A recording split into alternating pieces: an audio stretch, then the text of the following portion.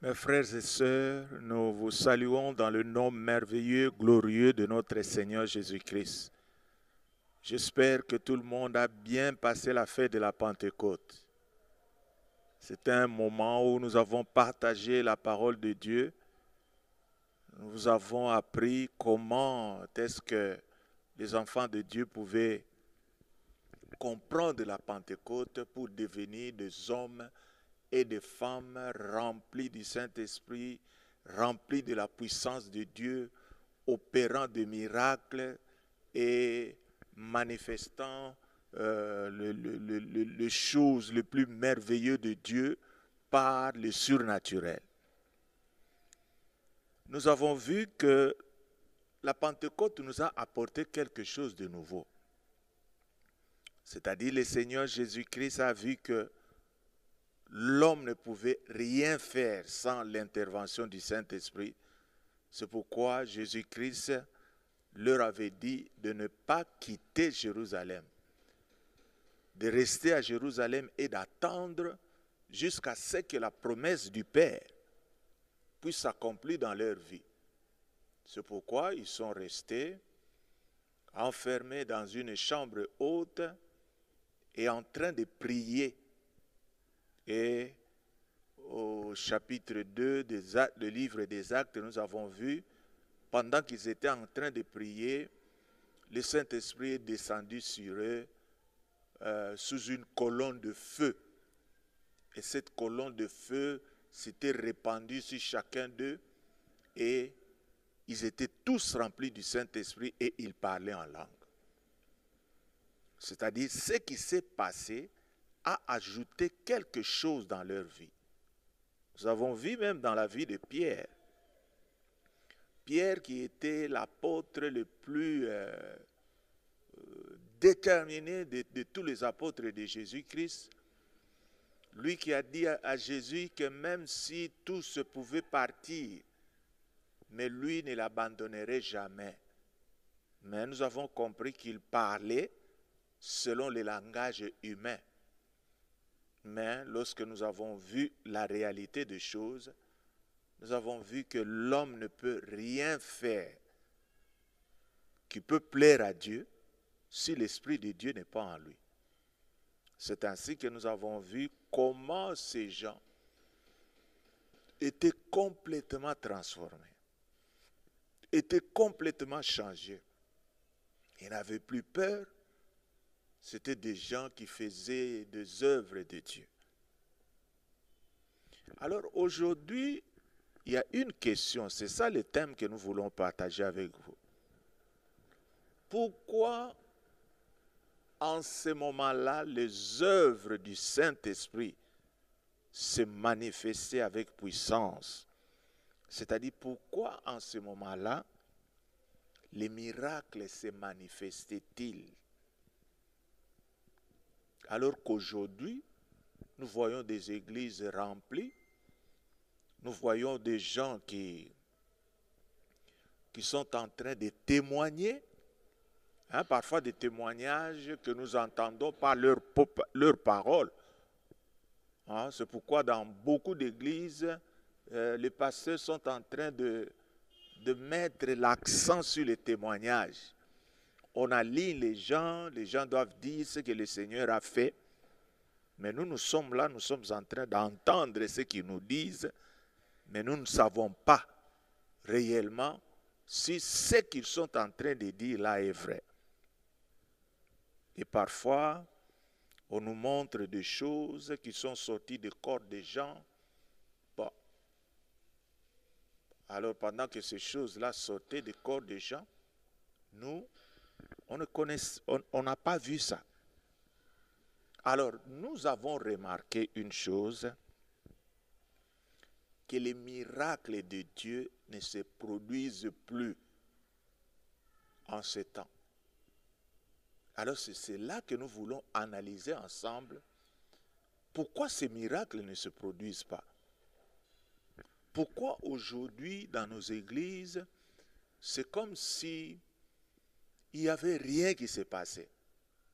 Je crois que si nous devons rentrer un peu en arrière, nous allons voir que c'est puisque les gens ont négligé le Saint-Esprit, l'Esprit qui donne la puissance, l'Esprit qui nous amène au surnaturel, et comme les gens d'aujourd'hui ne connaissent absolument rien, alors tout ce que les gens nous présentent comme miracle, ce n'est pas de miracles authentiques.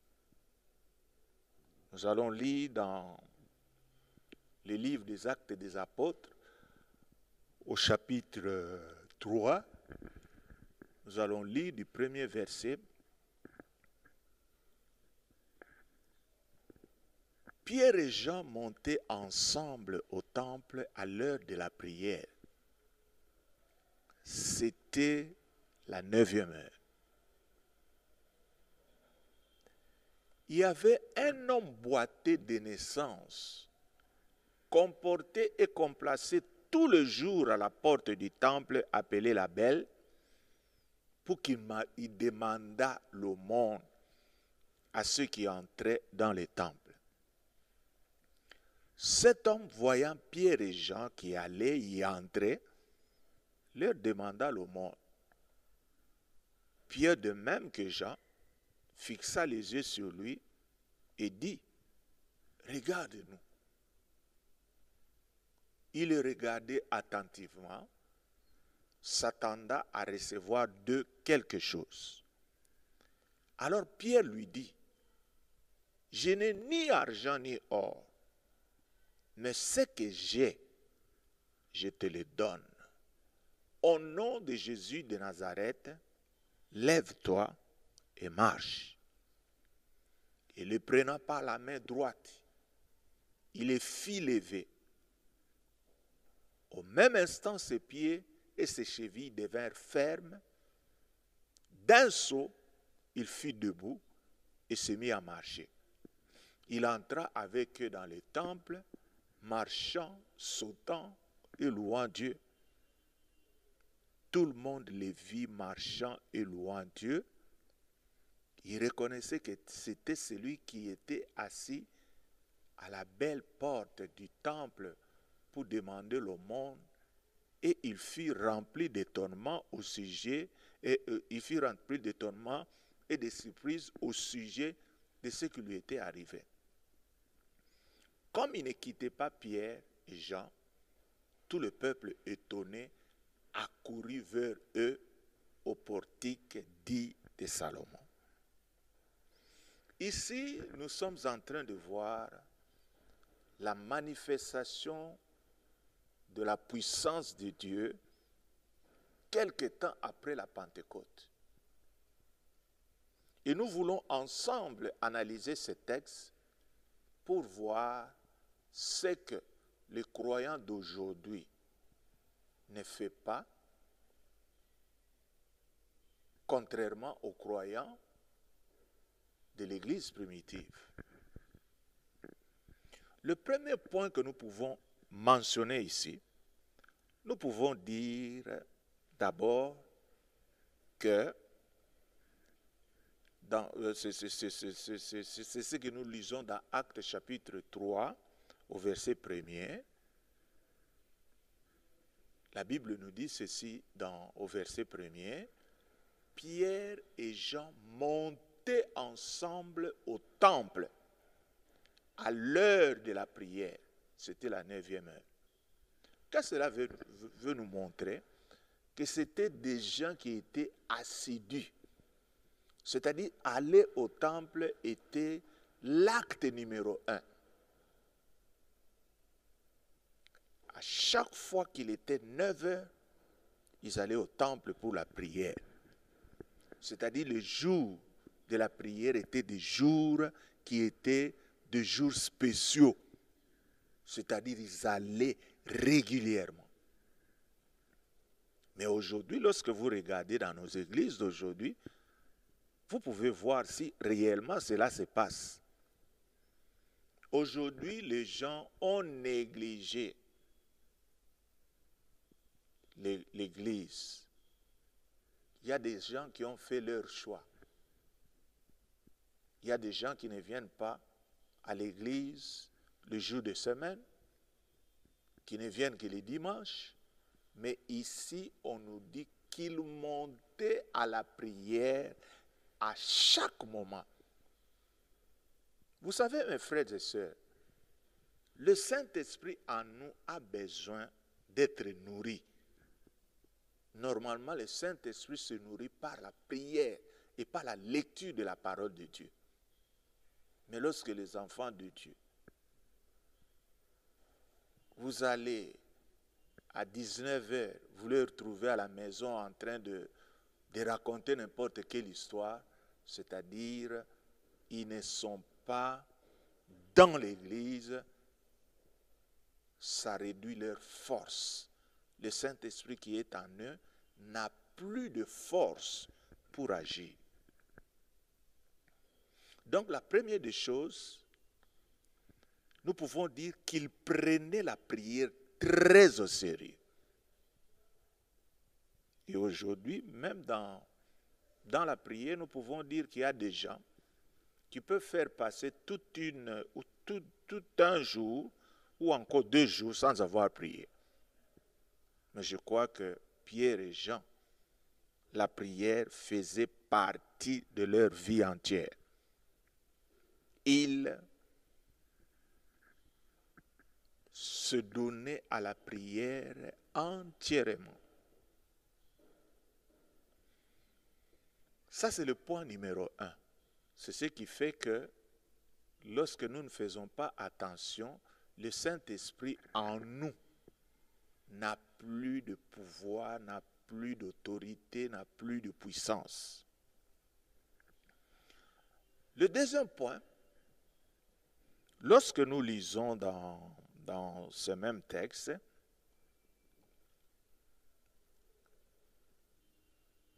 nous allons lire le verset 3 au verset 5. On nous dit que cet homme, voyant Pierre et Jean qui allaient y entrer, leur demanda l'aumône. Ici, je voudrais un peu souligner une chose très importante. C'est-à-dire, cet homme connaissait nos 2 frères, Pierre et Jean. Ils l'ont connu avant la Pentecôte, puisqu'ils avaient toujours l'habitude de venir pour entrer dans ce temple.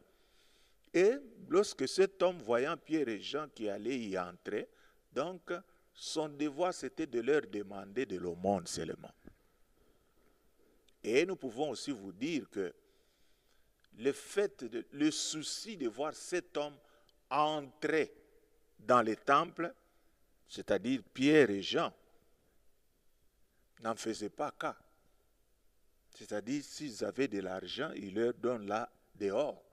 C'est-à-dire, cet homme, les choses de Dieu ne l'intéressaient même pas. C'est-à-dire, ce qui l'intéressait, c'est qu'il puisse avoir de l'argent et partir. Mais ce jour-là, il a rencontré ces 2 messieurs complètement transformés par la Pentecôte. Il lui dit, regarde-nous.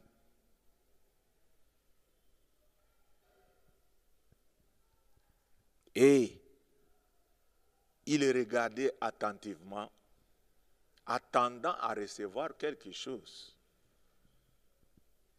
Et il les regardait attentivement, s'attendant à recevoir quelque chose, puisqu'il en avait l'habitude. Quand il les regarde, quand il voit que le regard de ces gens-là s'arrêtait vers lui, il se disait, ok, maintenant, ils veulent me donner quelque chose. Alors Pierre lui dit, je n'ai ni argent ni or, mais ce que j'ai, je te le donne. Moi, je ne pense pas que Pierre et Jean n'avaient pas d'argent. Mais ils se sont dit que toi, tu n'as pas vraiment besoin d'argent ni d'or. Mais nous allons te donner ce que nous avons. Alors il lui dit, au nom de Jésus-Christ de Nazareth, lève-toi et marche. Et le prenant par la main droite, il le fit lever. Au même instant, ses pieds et ses chevilles deviennent fermes. D'un saut, il fut debout et se mit à marcher. Il entra dans le temple, marchant, sautant et louant Dieu. Vous voyez mes frères et sœurs, tout ce temps, cet homme-là était en dehors. C'est-à-dire, il se disait, bon, je suis en train d'attendre ces gens, lorsqu'ils vont venir, ils vont me donner de l'argent. C'est pourquoi, mes frères et sœurs, nous devons faire très, très attention. Même dans nos églises d'aujourd'hui, les églises se sont développées en société, donc en organisme social. C'est-à-dire, il y a des gens qui viennent à l'église puisqu'ils veulent qu'on puisse les aider, puisqu'ils veulent que lorsqu'ils ont des problèmes, qu'ils viennent les exposer, s'il y a de l'argent, qu'on puisse leur donner. Mais je crois que ce n'est pas le cas ici. Ils ont dit que cet homme, si on va toujours lui donner de l'argent, il continuera toujours à venir demander de l'argent. Et vous voyez que la plupart des gens qu'on aide à l'église, ils ne sont pas affermis. Ce sont des gens qui ne grandissent même pas dans la foi. Ce sont des gens, lorsque vous les voyez, quand vous les rencontrez à l'église, vous croyez qu'ils sont venus pour chercher la présence de Dieu, mais non. Ils sont là, fervents, à tout moment là, puisqu'il y a toujours quelque chose qu'ils sont en train de rechercher en eux. Mais lorsque le surnaturel s'était accompli dans cet homme qui ne marchait pas, alors la première des choses que cet homme a fait, c'est d'entrer dans les temples. Il marchait, il sautait, il louait Dieu. Donc, la deuxième chose que nous pouvons mentionner ici, c'est que Pierre et Jean étaient transformés. Ce n'étaient pas les mêmes qui passaient, les mêmes qui donnaient de l'argent à ces mendiants qui étaient à la porte. C'est puisqu'ils lui ont même dit eux-mêmes, regarde-nous. Et il les regardait attentivement, s'attendant à recevoir quelque chose. Mais Pierre lui dit, je n'ai ni or ni argent, mais ce que j'ai. C'était quelque chose que les yeux humains ne pouvaient pas voir. Mais ce que nous avons, c'est-à-dire la puissance du Saint-Esprit que nous avons, nous te le donnons maintenant. Au nom de Jésus de Nazareth, lève-toi et marche. Qu'est-ce que cela veut dire? Ils étaient transformés, c'est-à-dire la Pentecôte leur a ajouté la foi. Ils ont cru que tout ce qu'ils ont vu le jour de la Pentecôte, le baptême du Saint-Esprit, les parler en langue, et lorsqu'on leur disait que vous serez mes témoins, ils ont cru, c'est pourquoi ils sont allés et ils ont commencé par prier pour le paralytique qui s'est mis debout et qui a marché. Donc c'était des gens qui étaient transformés. Aujourd'hui, mes frères et sœurs, nous devons faire très très attention. Nous avons beaucoup de gens dans nos églises, mais des gens qui ne sont pas transformés. Des gens d'abord qui ne sont pas nés de nouveau. Des gens qui n'ont pas la foi en la parole de Dieu. Des gens qui ne sont là que puisque on a prié pour eux et qu'ils parlent en langue, ils se limitent là. Mais je vais vous dire, mes frères et sœurs, que nous devons être transformés entièrement. nous devons croire que ce que la Bible nous dit est vrai, elle est réelle. Si nous l'appliquons, nous allons voir la manifestation de la puissance de Dieu. Ça, c'est le deuxième point. Le troisième point, ils étaient sûrs de posséder quelque chose qu'ils n'avaient pas auparavant. Ce que j'ai, je te le donne. Ce qu'ils ont eu le jour de la Pentecôte, ils croient qu'ils sont capables d'agir avec cette puissance-là qu'ils ont cru.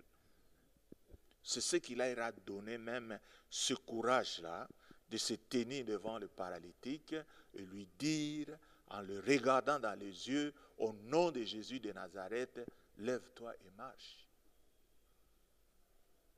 Et aujourd'hui, qu'est-ce que nous remarquons dans l'église aujourd'hui? Les gens n'ont pas foi. Quand vous leur dites, allez, prêcher la bonne nouvelle, les gens n'y vont pas. Puisqu'ils ne croient pas qu'il y aura de grandes choses qui vont se faire. Ils sont trop lourds. Le diable les a rendus lourds. Le diable les a rendus incrédules puisqu'ils ne puissent pas croire à cela. Mon frère, ma soeur, tu peux mettre du feu dans la Pentecôte que tu as. Tu peux te lever, te dire oui, j'ai été baptisé du Saint-Esprit, le Saint-Esprit est en moi, maintenant il faut que j'agisse. Et tu te mets debout pour agir au nom de Jésus-Christ. Mais aujourd'hui, c'est comme si les gens n'ont pas de mouvement en eux. Les gens ne travaillent que pour quelque chose qui les ramène un gain direct, mais pas les gens qui travaillent pour le Seigneur. Alors c'est vraiment malheureux. Sinon, qu'est-ce qu'on allait voir à travers la vie de Kinshasa? C'est-à-dire, quand vous sortez, vous allez voir des groupes de jeunes gens en train de marcher, prêchant l'évangile. Quand vous allez à l'hôpital, vous allez trouver beaucoup de chrétiens qui sont là en train de prier pour les malades, puisqu'ils croient qu'ils ont quelque chose qu'ils peuvent donner. On n'a pas que l'argent, on n'a pas que l'or à donner aux gens, mais le Seigneur nous a donné quelque chose de grand. Le source d'eau vive, c'est comme ça que la parole de Dieu le dit, qui coule dans notre sein. C'est ça le Saint-Esprit. Il y a beaucoup de gens autour de nous qui sont assoiffés. Il y a autour de nous des gens qui ont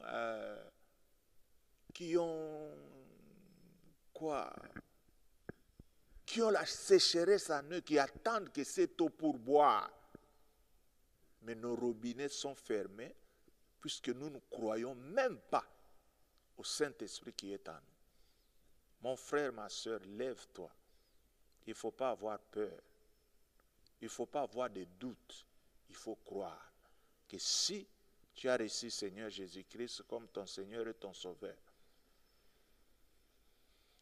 et si tu as reçu les enseignements sur le Saint-Esprit, va au travail, entre dans l'œuvre de Dieu et tu verras les signes t'accompagner. Et lorsque tu verras ces signes t'accompagner, ça va booster ce que le Seigneur avait mis en toi et tu verras que tu vas commencer maintenant à sortir partout, tu vas commencer à prêcher et ça sera quelque chose de merveilleux. Donc, ils étaient sûrs qu'ils possédaient quelque chose. Les chrétiens d'aujourd'hui, s'ils sont amorphes, c'est puisqu'ils ne croient pas qu'ils ont quelque chose. Ils ne croient pas qu'ils peuvent ressusciter un mort. Ils ne croient pas qu'ils peuvent guérir un malade. Ils ne croient pas qu'ils peuvent faire des choses extraordinaires. C'est vraiment malheureux. Le quatrième point, ce qui les a poussés à agir, c'est la foi. Vous savez, dans les choses de Dieu, dans le don du Saint-Esprit, l'exercice est fait par la foi. Et la Bible nous dit que la foi, c'est une ferme assurance des choses qu'on espère. Les choses qu'on espère nous ont été dites par la parole de Dieu. Et une démonstration de celles, des choses qu'on espère. C'est-à-dire, nous croyons que ce que la Bible nous a dit, lorsque nous allons mettre cette parole en pratique, eh bien, nous allons voir la réalité de ces choses-là. Vous croyez que lorsqu'ils ont dit à cet homme, regarde-nous, vous croyez qu'ils n'avaient pas la foi, c'est-à-dire pour prononcer cette parole, dire à cette personne, nous n'avons pas l'argent, nous n'avons rien à te donner, mais maintenant regarde-nous. Moi je crois qu'ils avaient la foi, ils croyaient que cette parole qu'ils allaient prononcer allait produire des effets. Ils avaient la foi. Mon frère, ma soeur, aie foi en Dieu. C'est-à-dire, sans la foi, il est vraiment impossible de plaire à Dieu. Hein? C'est-à-dire, nous devons comprendre cela. Nous devons agir avec notre foi. Si nous n'avons pas de foi en nous, eh bien, ça sera quelque chose de bizarre. C'est ce qu'on nous dit dans Hébreux 11, verset 6. Or, sans la foi, il est impossible de lui être agréable. Car il faut que celui qui s'approche de Dieu croie que Dieu existe et qu'il est le rémunérateur de ceux qui le recherchent. La foi, quelque chose de très important que les enfants de Dieu doivent manifester, doivent exercer. C'est par la foi que je peux me mouvoir dans les dons du Saint-Esprit.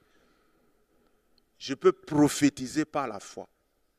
Je peux prononcer la parole de connaissance par la foi. Je peux prier pour que le malade soit guéri par la foi. Quand la foi n'existe pas, eh bien, c'est vraiment malheureux. Alors, lorsque la foi se manifeste, il y a les miracles. Les miracles produisent quelque chose de surnaturel. C'est-à-dire, lorsque le surnaturel s'opère, se voit devant les gens sont touchés. Puisqu'ils ont vu quelque chose d'extraordinaire, même les incrédules vouloir venir. Puisque moi je me souviens, ici dans l'église pentecôtiste de la Victoire, nous avons pu délivrer un fou. C'est un fou qui est connu à travers la ville, la commune de Njili. Nous l'avons amené, ce fou.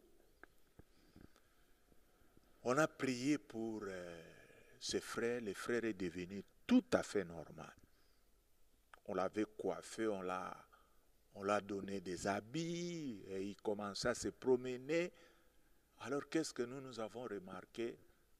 Ce moment-là, il y a eu beaucoup de gens qui sont venus à l'église, non pas pour Jésus-Christ, pour voir réellement si ce frère-là était réellement normal. Et quand ils les regardaient, même ceux-là qui ne croyaient pas en Dieu disaient ils ont commencé à glorifier Dieu et certains sont restés jusqu'à aujourd'hui. Donc je vais vous dire que si le Seigneur nous a accordé le Saint-Esprit, c'était d'abord pour faire les choses surnaturelles. Puisque le cœur de l'homme est trop dur, c'est-à-dire pour saisir le cœur de l'homme. Et surtout dans cette période, la période de l'Internet, la période de tout ceci, le cœur des gens devient de plus en plus dur. Et maintenant, pour briser leur cœur, ces gens-là ont besoin de voir la manifestation de la puissance de Dieu. C'est pourquoi Dieu, dans son amour, a répandu son Saint-Esprit sur tous ses enfants, afin que tous ces enfants, par la foi, qu'ils puissent agir, qu'ils puissent manifester la puissance de Dieu à travers leurs prières, et qu'ils puissent amener beaucoup de gens à Jésus-Christ, et le cœur des gens seront complètement touchés. Mais aujourd'hui, ce qu'on appelle miracle, parfois ça nous fait rire. Il y a des pasteurs qui s'arrangent avec des gens. Venez dimanche, venez témoigner, nous allons vous donner de l'argent.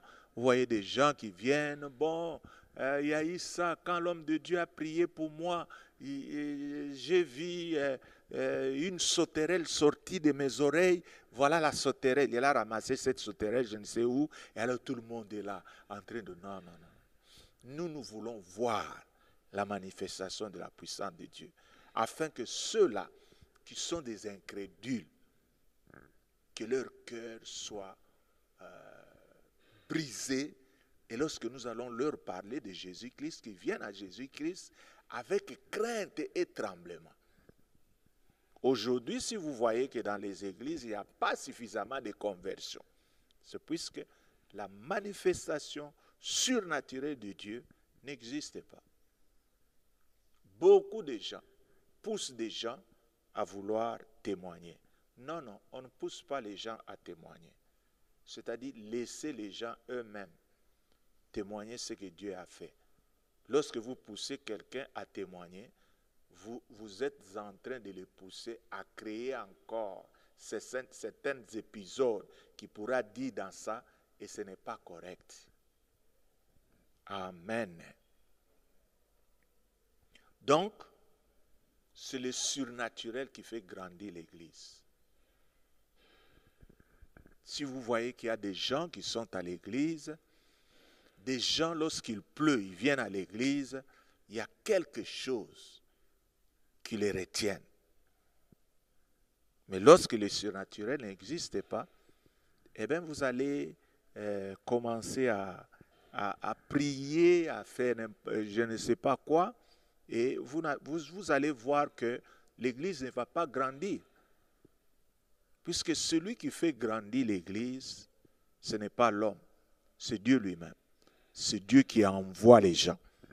Et lorsque ces gens-là viennent, eh bien, ils sont complètement sauvés, et il y a une croissance qui s'est faite dans leur vie, et vous voyez que de grandes choses vont commencer maintenant à se faire voir. Alléluia. Alors maintenant, nous devons faire très attention. Nous qui avons été baptisés du Saint-Esprit, nous devons croître. Lorsque nous avons reçu le Saint-Esprit, lorsque nous parlons en langue, nous devons dire à nos pasteurs de nous prêcher sur les dons du Saint-Esprit. Qu'on nous dise, il y en a combien, puisque lorsque quelqu'un est supposé être baptisé du Saint-Esprit, c'est quelqu'un que le Seigneur accepte à son travail. Comment est-ce qu'on peut être accepté à un travail si on n'a pas les instruments du travail?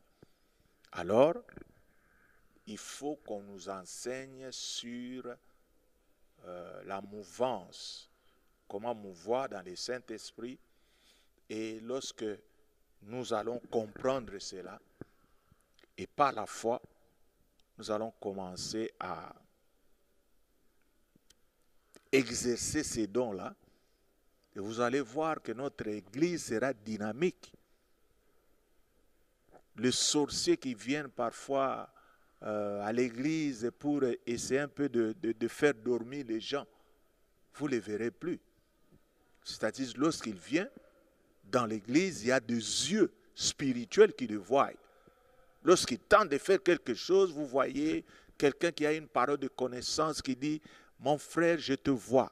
Attention à ce que tu veux faire. Ça, c'est ma maison.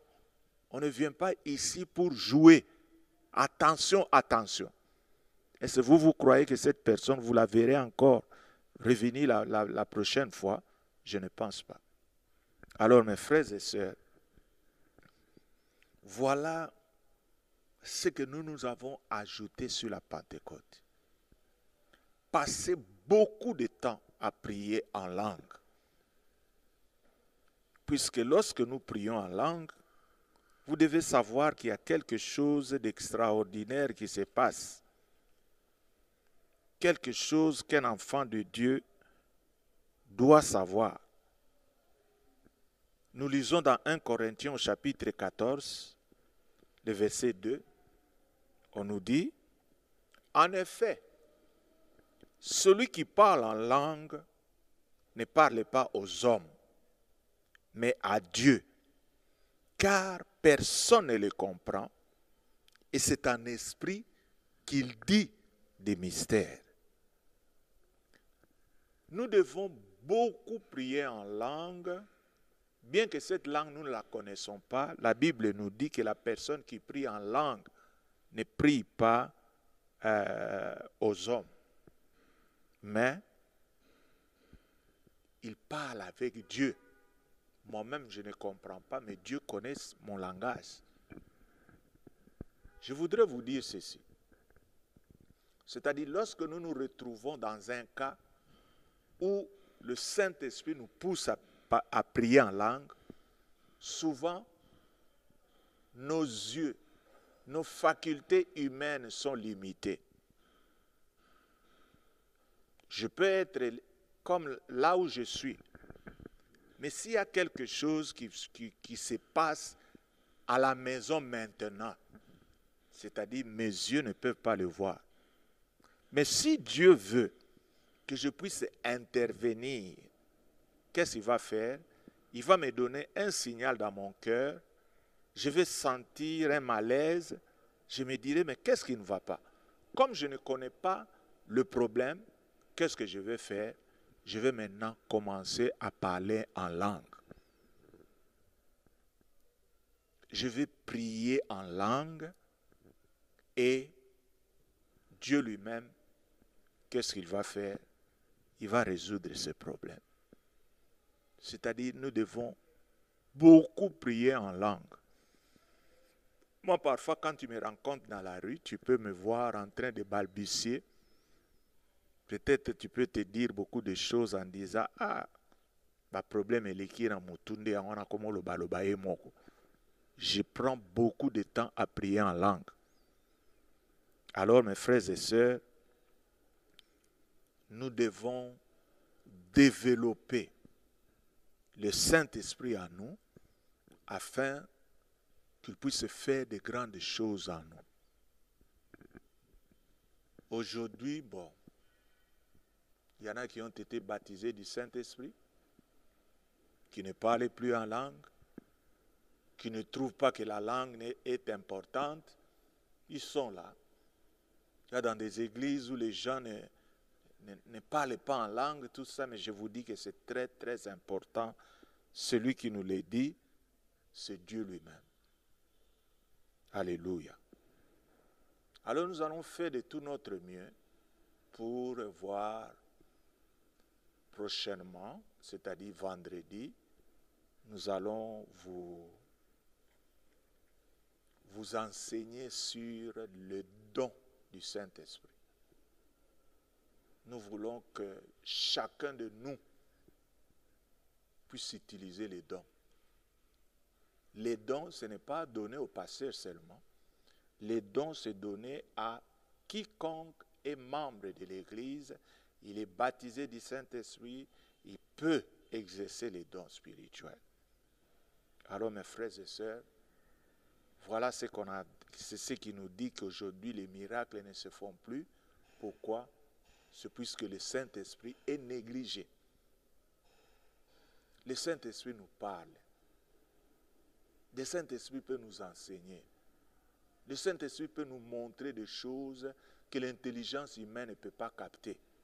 Alors nous devons être en relation avec le Saint-Esprit. Je crois que vendredi, on aura à enseigner sur les dons spirituels. J'aimerais que vous soyez nombreux et cela va vous édifier, cela va ajouter quelque chose de grand dans votre compréhension du Saint-Esprit. Que le Seigneur vous bénisse partout où vous êtes. Je vous donne rendez-vous vendredi prochain. Merci, soyez bénis.